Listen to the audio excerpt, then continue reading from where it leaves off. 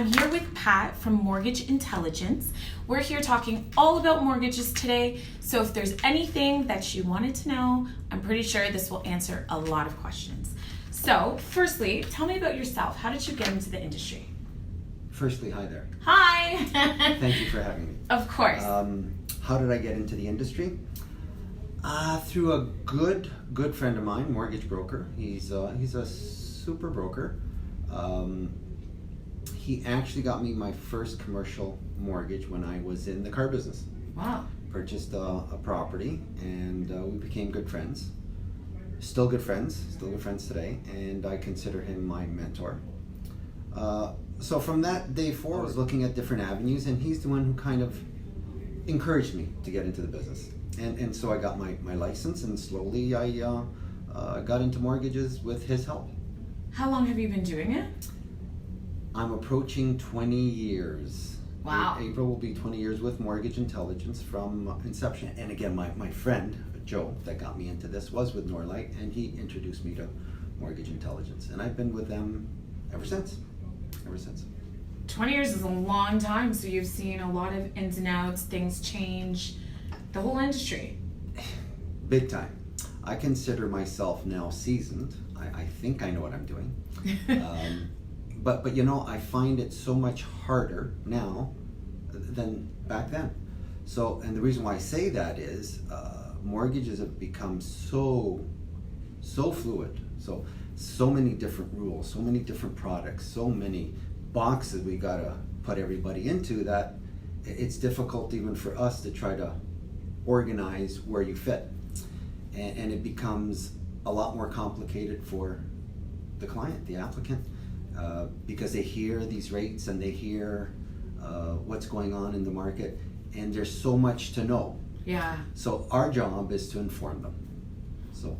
Okay, can you tell me the difference between a mortgage broker and actually going to the bank? Like if I'm looking for a mortgage, why would I turn to you rather than going to, let's say, Scotiabank? This question's been going on for a long time. Yeah. And basically, as a mortgage agent, mortgage broker, independently of the banks, we can actually send your file to a bank. Most of the banks, most of the mortgage companies, we are on the same platform. So we take an application and we're able to send it off to, I won't say hundreds, but 50 plus lenders. Yeah. So it gives us a big array of lenders. So if you're the type that likes the banks, or you know, the major five as I call them, and you want to walk into an RBC or CIBC or BMO or whoever it may be, you're limited to that one bank. Yeah. In so many ways. Outside of product, once you do that application with one bank and you don't like them, you now have to start the process with somebody else. Uh-huh. So that's the biggest thing I can say, going to a bank and going to a broker. So you kind of shop it around rather than putting your eggs essentially in one basket, shall I say? Basically, we know what the banks are doing. We Okay. know what the mortgage companies are doing out there insofar as rates and product. So we try to put you into that right box that I was talking about. So we get to know, or we do know, if you're self-employed, that there's better companies to go to rather than a bank. Mm-hmm. And again, we can go on about all the different products and circumstance, but that's the major reason why. We have a big array of lenders, and we do that one application, that one credit. So you don't have to keep checking your credit with different institutions and a new application. It's a lot of legwork. So not to say that you couldn't do what we're doing. Yeah. You can actually go through the process and go bank to bank, lender to lender, and do the same thing we do. But our job is to inform you where to go first. Not only that, I feel like even being a realtor, these sort of things really simplify a process that could be rather complicated, tedious, and stressful. Well, our job is to inform you. Yeah. So we try to lay down your expectations, where you're going, and that gives us a really good idea where we can put you. So there is a big process in order to find out what product suits you. Okay, so let's say I'm going to get a mortgage.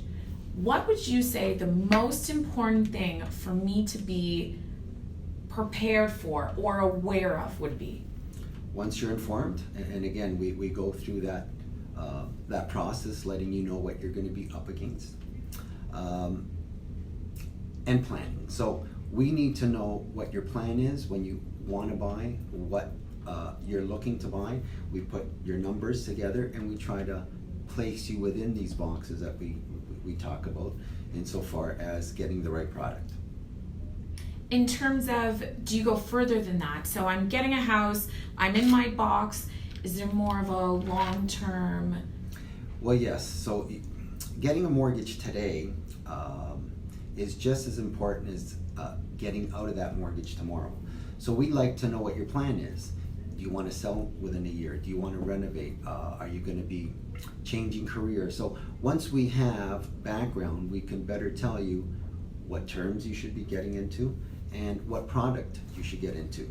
Because would that make a difference? Would make a big difference. Really? Absolutely. So okay. If you, and I'll give you my very first mortgage, and I'll never forget, my very first mortgage I did when I got into the industry. Mm-hmm. And it was, I'll call him a friend, client, and he was adamant in getting a 10-year mortgage. Okay. And the first thing he said was, you know what, Pat, I'm going to be here for the next 10 years. This is where we're and going wait, to be. 10-year mortgage is typical of that time, because I understand you've been in the industry for 20 years. Yes, it was more so, but even I at the time were mainly 5 years. Okay. Most people like to take 5 years. Okay. I encourage a 5-year, depending on the plan. So in this case, he was pretty adamant that I'm going to be here, I'm going to raise our family, and we're not moving. Well, it was no sooner than a year and a half that he had to get out. He needed to expand. So, and we had to redo his mortgage. Bottom line was, back then, his penalties were quite big. Okay. So to get out of that circumstance was really, really big. Meaning, the penalties to pay out were over $18,000. Wow. And that was a lot of money back then. Yeah. It's a lot of money today. It doesn't matter when you have to pay penalties, it's always a lot of money. Yeah. So that's what I mean. If I had known, or if he had known, I mean, sometimes we just don't know and life happens, but we also want to make you informed as to what may happen. Yes, that makes a lot of sense. Yeah. Can you give me any do's or don'ts when getting a mortgage? Well, do's, once we have an application, yeah. Once we have you pre-qualified, once we know what your circumstances are and you're aware of that, you don't want to change that. So I'll give you an example, true to life example.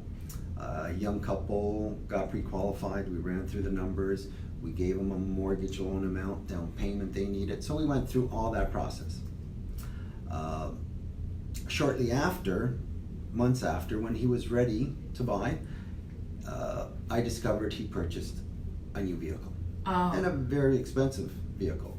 So this same couple that qualified for an amount of, I think it was $700 back then, of $700 now doesn't qualify for that $700. Okay. Because now they have to deal with the debt. So we look at credit, we look at debt, and we look at income qualifying.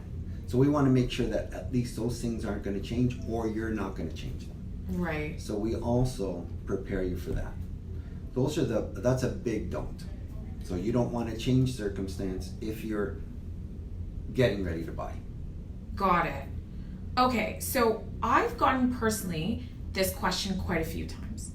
The question is, in the process, there's a few things I'm aware that are very important. Something like down payment is important, and credit is important. Is one more important than the other? Credit is up there for the best mortgage possible. So in other words, if you want that, what we like to call an A mortgage, you have to have a certain amount of credit. So if you've got poor credit, you may not fall into that category. You can still get a mortgage. However, you're going to get not as good a mortgage, yes. Higher rate, etc. The next thing we look at is income. If you don't qualify with income, well, then you're not going to get that A mortgage. Yeah. Period. And then there's down payment. So you could qualify, but without a down payment, you can't buy. Yeah. So those are the three most important. And then from there, we can break it down. Well, if credit's not so good, maybe we can bring it to a trust company. We can bring it to an alternative lender, meaning outside of the typical banks or a lender, where you'll still get a mortgage, but things will change. Bigger down payment, interest rate will change, etc. So you kind of shop it around to meet the client's needs at that point. We get to know fairly quickly. So the first thing we ask is those simple questions. How's your credit? Do you think it's good? Do you think it's bad? Some people are aware. Mm-hmm. They do their own reports and they keep on top of it, which is great. So if we have a good idea that you've got good credit and where you sit, we eliminate that, and then we look at income. So as we sift through all these things and put it together, then we can tell you fairly quickly. So that's basically a simple pre-qualifying Mm-hmm. way for a broker to kind of start putting you into a product. Once we have that out of the way, then we verify. So just because you tell me you're earning so much, or just because you tell me your credit is so good, sometimes we don't really know. Yes. For instance, credit, something may have been reported that you're not even aware of. So to get to that pre-approved process, we literally start verifying. We'll ask for job letters, we'll ask for pay stub, and we also verify down payment. And that's important as well. Sometimes people just aren't aware. Even with income, some people just don't know how much they earn. So we have to verify those things for both of us. Yes. More importantly, you. Because the last thing we want to do is put you in a position that, you know, we give you a green light and then there's a change with any of these factors. Yes. So the big don'ts, going back to that, is don't change a circumstance that we talked about.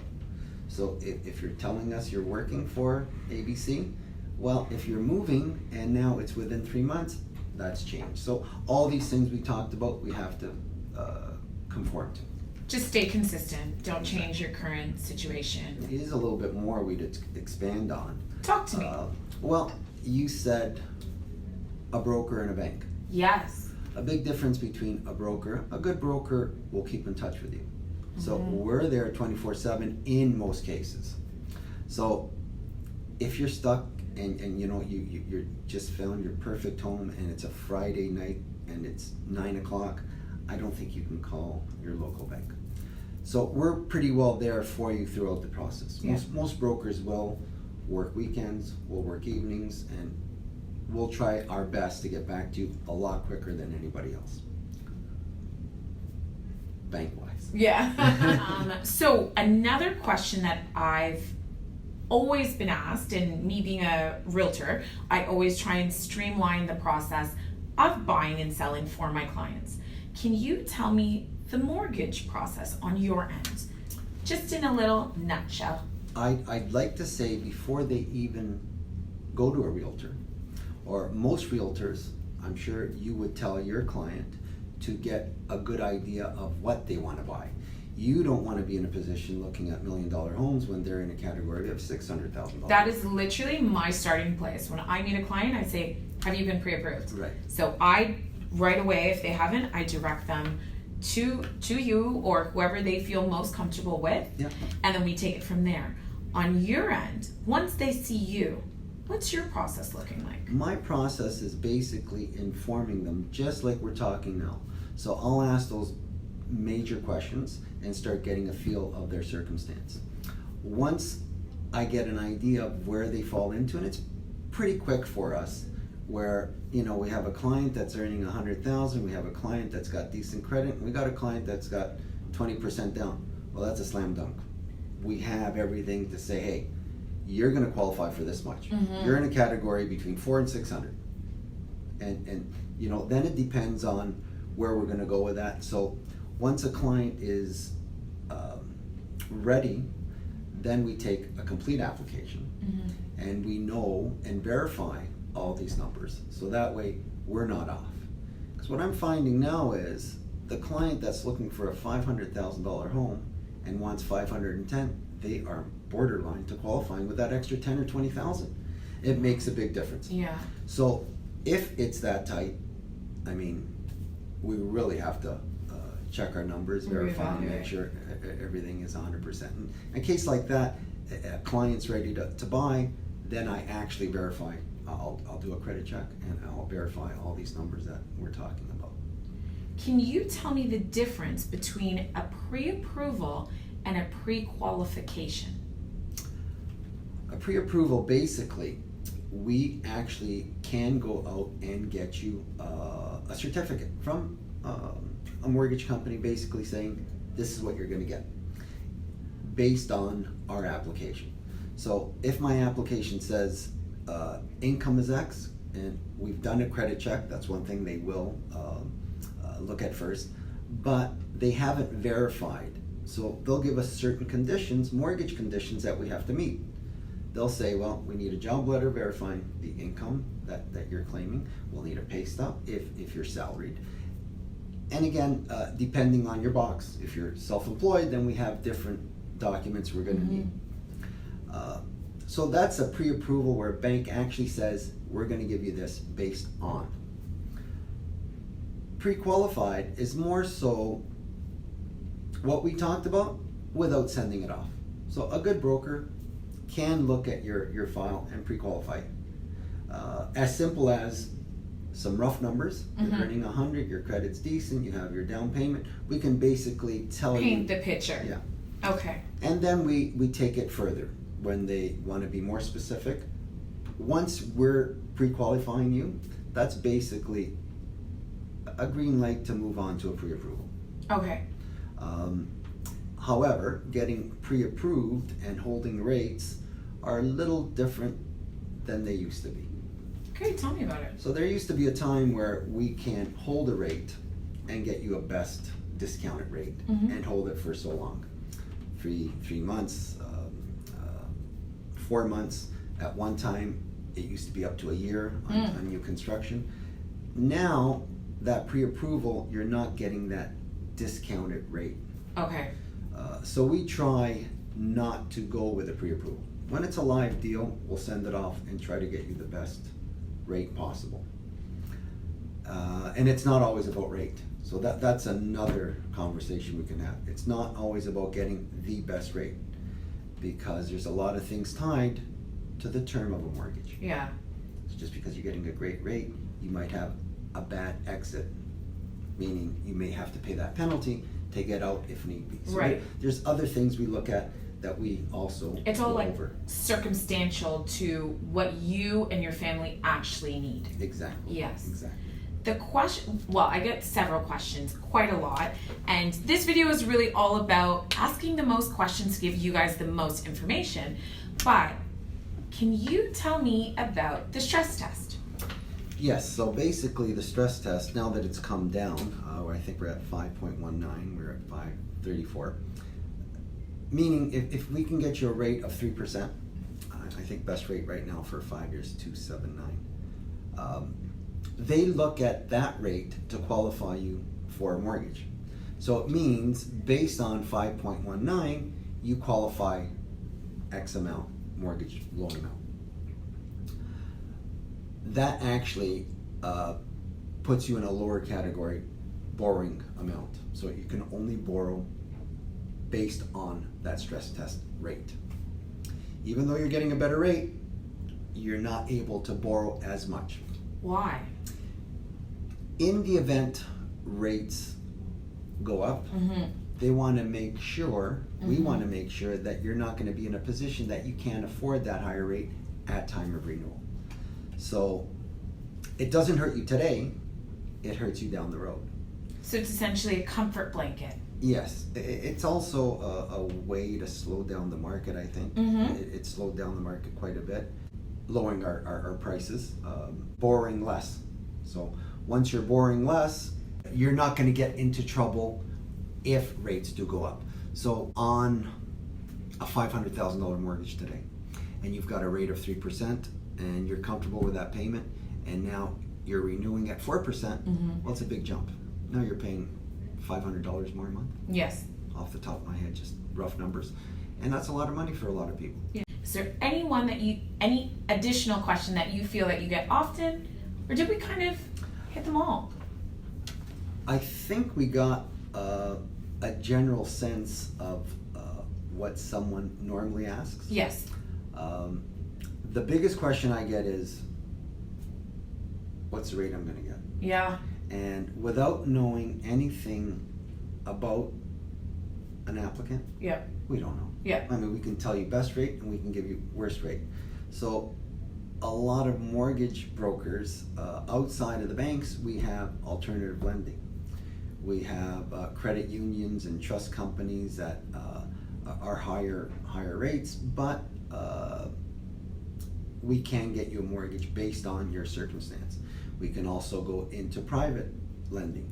So it's such an array, such a big gap between best and worst case, where, I mean, you can get a rate of 2.5%, as much as 16%. Yeah. So how do you really kind of, we have to figure out where you're going with your mortgage before we can really answer that question. So best rate is one thing, and then it falls into categories, if it's insured or not, if it's insurable, if it's conventional, et cetera, et cetera, et cetera. So it's a hard question to answer. I can completely understand that. So what I'm gathering from this is every client, every situation, every circumstance is different. So best case scenario, everyone just needs to find their best local mortgage broker and have the conversation with them specifically. Is that correct? Yes, and it does take time, and we don't mind taking the time to keep answering, because they keep coming up with questions. It's not something that happens in one sit down. So the best thing I can say is, especially if you're new to a mortgage, is just keep asking the questions and take your time. Once you start getting the basics, then you can get a little bit more elaborate into what you want to get into. Me working with a lot of millennials, I find that this question comes up the most, and it's interesting to know the answer, because I think that's why a lot of millennials don't go with a mortgage broker. What is your fee? How do you get paid? That's actually, because I feel like people that don't know stray away from mortgage brokers when really it's nothing to be afraid of. So let's talk about that. How do you get paid? That's actually a really good question, and I should have thought of that. So we basically, now residential type mortgages, yes, meaning qualifying mortgages, the banks pay us. We represent the banks just as much as we represent you. So the answer is, you walking into that chartered bank and you have a mortgage specialist there that's working with you, they get paid by the bank. So when we do that on their behalf, they pay us. So the client does not pay you directly? Not at all, not at all. Good to know. I have to elaborate on that as well, because that's on qualifying residential type mortgages. So if you came to me and said, I want a commercial mortgage, or you have a private mortgage that you just don't fall into the bank's category, mm-hmm, then we do charge, because then with commercial they don't pay us, private mortgages they don't pay us, so we have to charge. It's extenuating circumstances, yes, essentially. Yes. Perfect. Well, that's good to know. Okay, well, it was a complete pleasure taking the time to talk this out. We got a lot of information out there, and hopefully we provided a lot of information to you guys. If you have any questions, please reach out to Pat, and always remember, please support local. Have a good day.